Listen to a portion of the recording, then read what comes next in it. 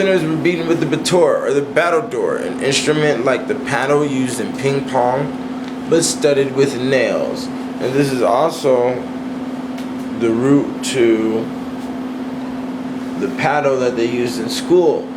Notice this real thick one right here. This will break your bone, okay? Now, if you look at this picture right here, you'll see you'll see the man bleeding from all the nails they put in there, okay? Now, the chastity belt. Okay, this one here is French. I think this one here is Old England. You see the heart and the anal right here. We can pay attention. Alright. No, let me go back and say this. These weren't usually, they like to propagate, or they like to say that the chastity belt was made because the husband didn't want his wife to have sex while she was on long trips. If that was the case, he thought of her as a whore, obviously. Or secondly, what the real deal was is that these women wore these things to as they wore them to stop rape. Okay, there's rape prevention, and there's many different forms. There's about 4 to 5 different forms of chastity belts, and they designed them as you can see here, and they started putting all types of cloth. Some of them are lined with cloth on the inside, and patterns and words written all over them everywhere. And the lock part is very real. Now, this is a male chastity belt. As in those times, they had women that they called viragos. And virago is basically like Virgo with an A in between the R and the G. And it means a masculine woman. Okay? So I think they're trying to play with the whole energy of what the Virgo represents by naming it Virgo and it being so close to that word. Anyways, this is not a chastity belt. What this is a ring that stops erections. This was created in the 1830s in the Victorian era. Okay? And at that time, they thought masturbation was evil, and masturbation could bring you to the point of insanity and even to death. So this tool, and they thought having an erection at night or waking up in the morning with an erection was unhealthy. So they used this tool to stop said erection. Okay. The heretic's port. This is for those yapping that mouth. Okay? You're speaking against the one true Messiah. Alright? And we put this underneath your chin to see how you like it. This is for those playing the bad music. We should come out with this for the hip hop. The Shane flute. You see it?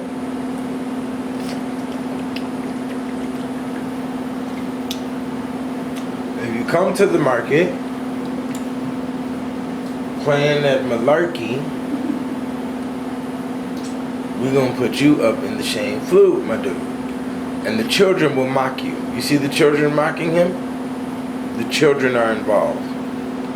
And then we're gonna put you up here and everybody gonna laugh at you. Notice there's another one right here. Somebody else gonna get locked up in here. So we put your fingers up in these holes and we squeeze it real tight. And put that ring around your neck. And have you sit there for some hours. Another one. Okay? You come in here playing this badass music, we gonna shut you down. Not in the market. Okay. Now, we still use this phrase to describe excessive brutality. We get other expressions from this 900-year-old town. On the walls of the room were hanging ancient yokes in which an adulterous man and woman were fastened together and then ordered to carry buckets of water up the steep hill in the center of town to the castle. Staggering under the weight of the heavy yoke, it was no wonder that Jack and Jill often fell down and cracked their crowns, as the salacious old jingle, now a children's nursery rhyme, describes. This torture device It's called the Jack and Jill. And it comes in many different forms. Not just this one. It also comes in this one right here. And I've also seen it in the V shape. Now, if you pay attention, if you can see it right here, it says church pillory punishments. Let's see what's going on. So these are the original rosary beads. For those of the Spanish, the Roman Catholic Spanish culture. You wear the rosary beads, the Mexican gangsters. This was originally a torture device coming out of Catholicism. Rosary beads, this was for the ecclesiastical punishments. On Sunday during church, the sinner was put inside the church or at the church door, wearing the rosary around his neck. These punishments were for sleeping in church and offending God. In Germany, the congregation came together once a year and were examined on the Bible and catechism. It was also punishable if one did not attend church on Sunday. This was easily found out. Since everyone had their own specific place in church, each citizen had to live his life in a God-fearing manner and abide by the commandments. So they went door to door, checking about you and the Lord. Okay? Now, a gambler's necklace. Okay? You see that? A gambler was forced to wear a heavy necklace composed of huge wooden playing cards and dice. Drunkards were put into the drunkard's clack, a barrel-like arrangement with an opening at the top for the man's head and no bottom so he could walk the streets. Now this is the gambler's necklace. Looking at this necklace, it could probably weigh maybe about 30 to 50 pounds.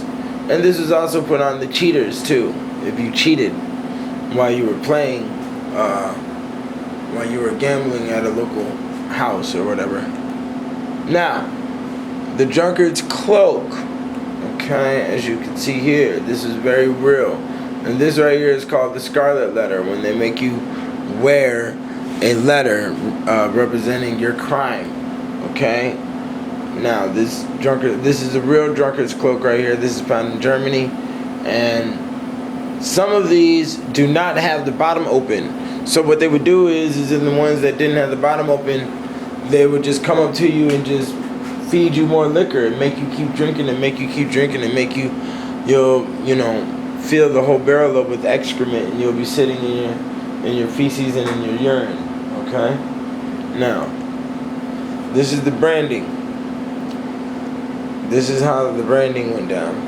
In the reign of Edward VI in 1547, an act was passed from which it appears that any person who had offered them work which they refused was authorized to brand them on the breast with a V, hold them in slavery for 2 years, feed them during that period on bread and water, and hire them out to others. Okay? So how many people you know today who have turned down work, alright, that would need to be branded? Okay. Now, T for thief, V for vagabond or vagrant, B for blasphemer, A for adulterer, F for fornicator, D for drunk, G for gambler, S for slave, U for unbeliever, HM for highwayman, F for fray maker, that means a trouble starter or a rioter, M for manslaughter, P for perjurer, R for rogue, SL for seditious libeler, and SS for sower of sedition. And they were very serious about name calling. The majority of the cases that you see in the courts was somebody accusing them of being something that they weren't, and somebody accusing somebody else, But anyways, I also saw a number of branding irons, one of Conrad's favorite methods for determining guilt. Before being branded, the accused was asked to pray that the iron would not sear his flesh. If the iron burned him, it was considered proof of his guilt. That's how it went down. If the iron burned you, you were in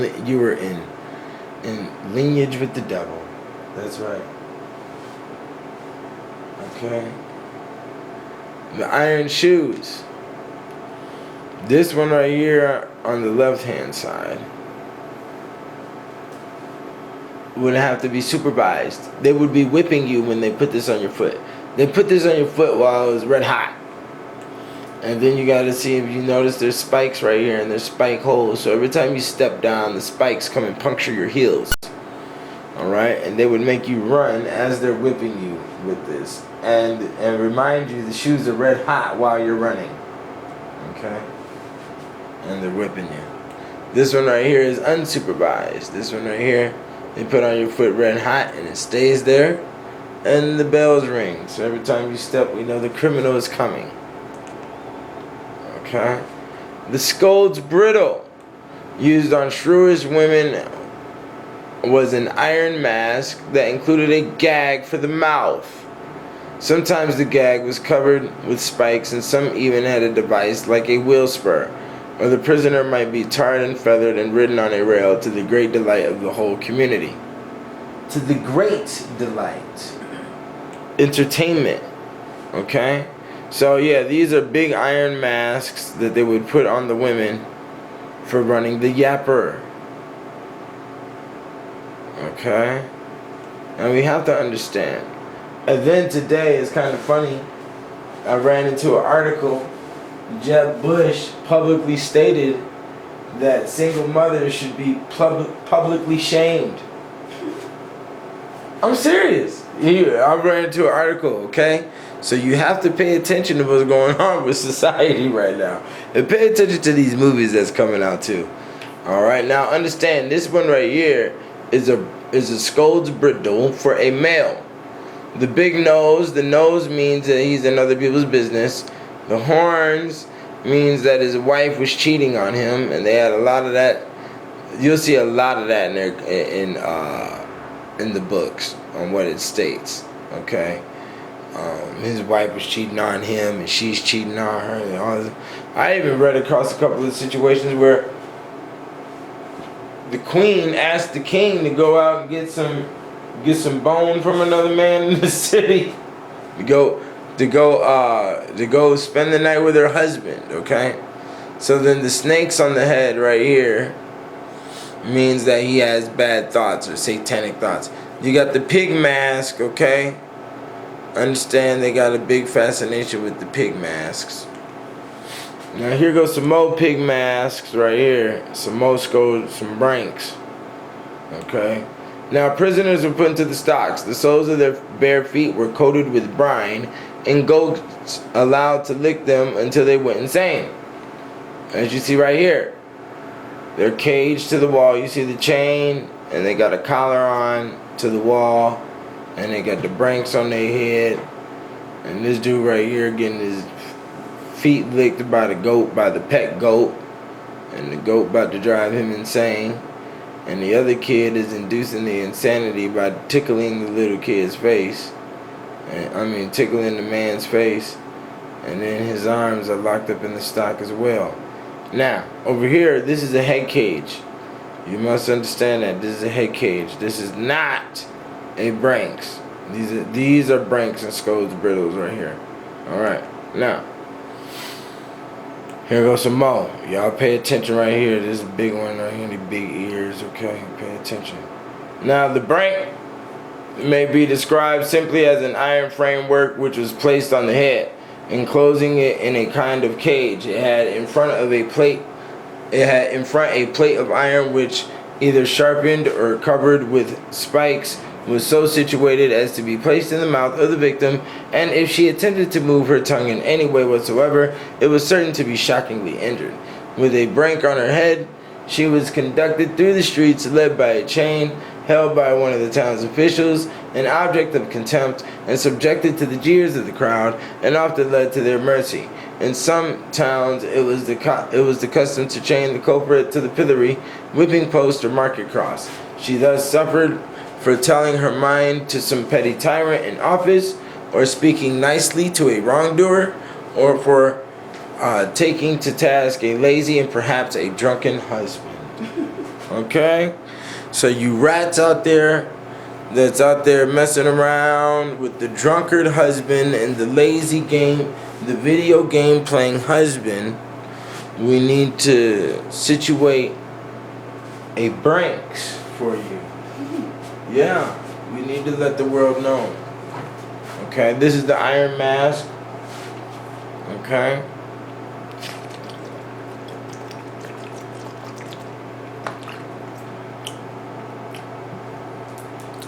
The iron mask was supposedly made by Christians. It was applied to the head red hot.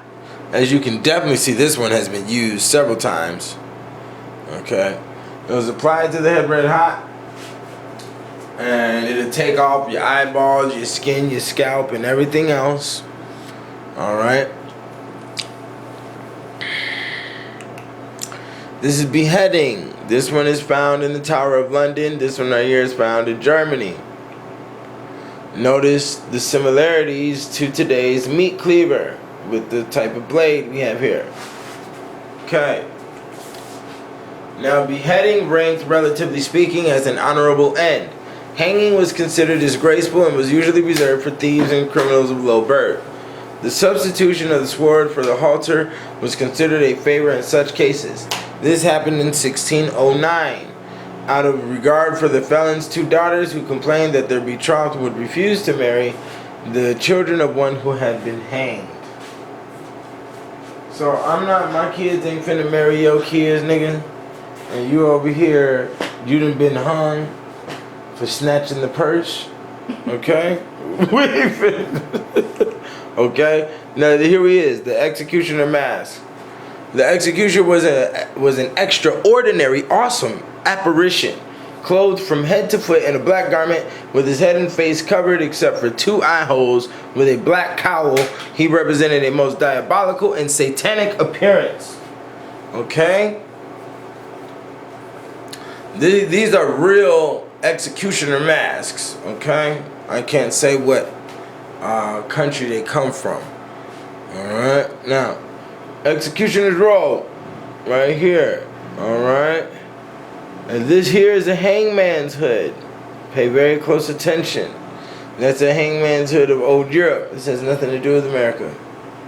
Okay. Now the executioner's swords.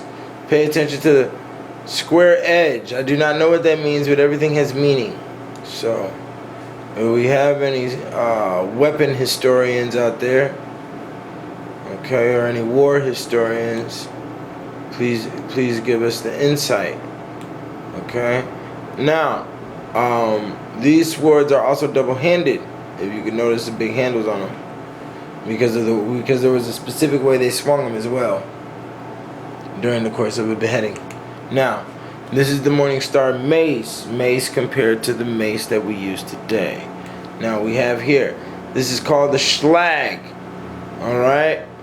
This mace right here is the original.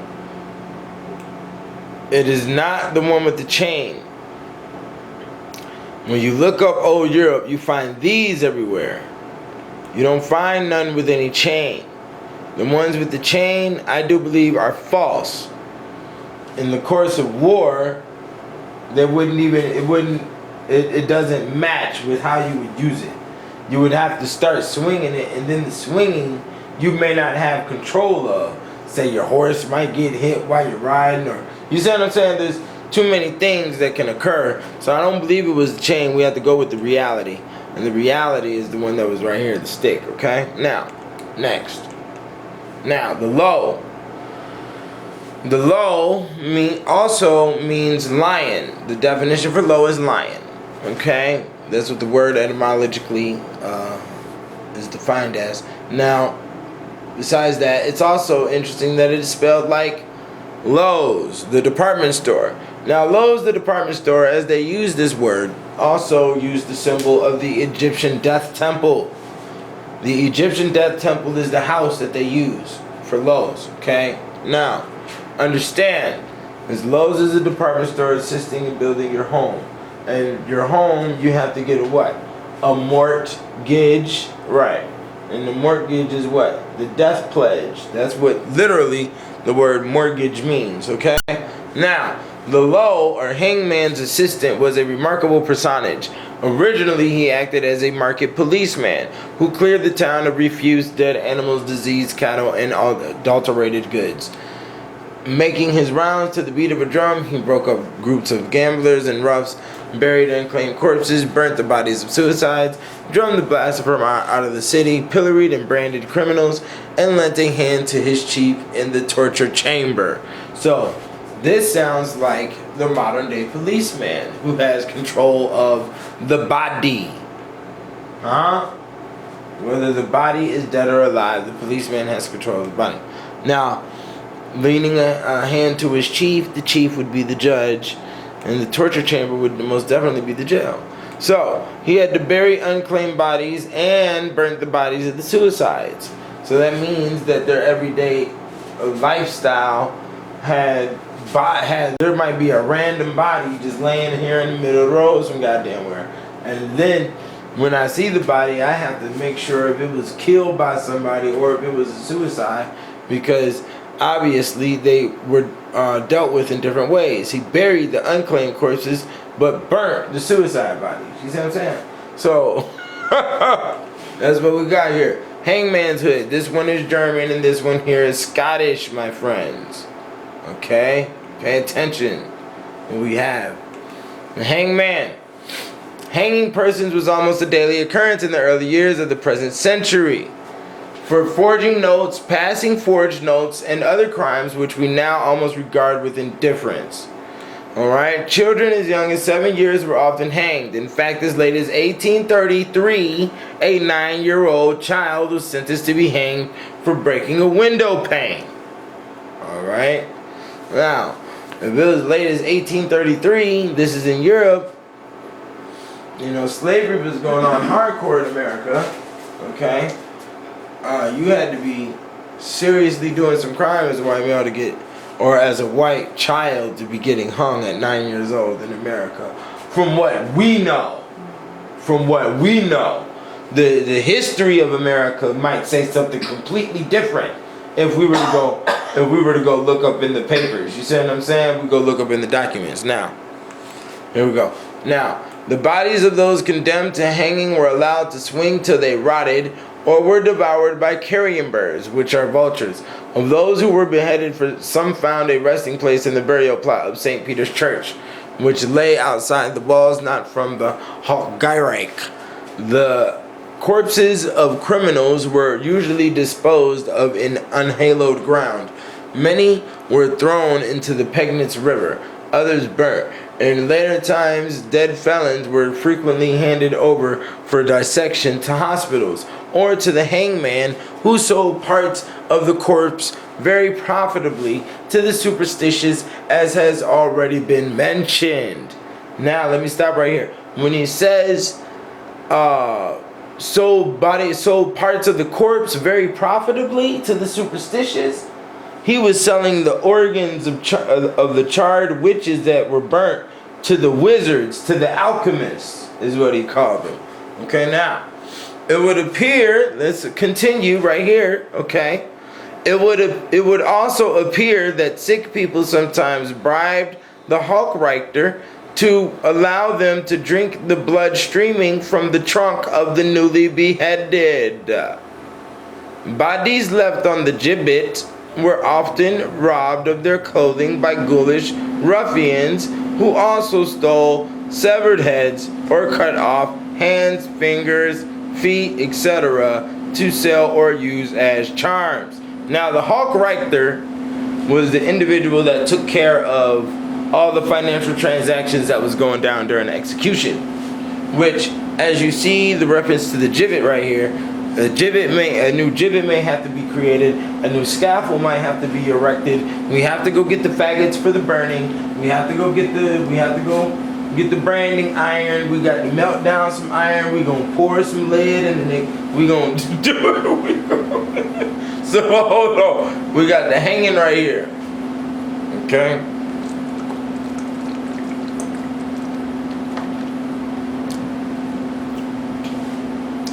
This comes from the 1919 genocide of Armenia.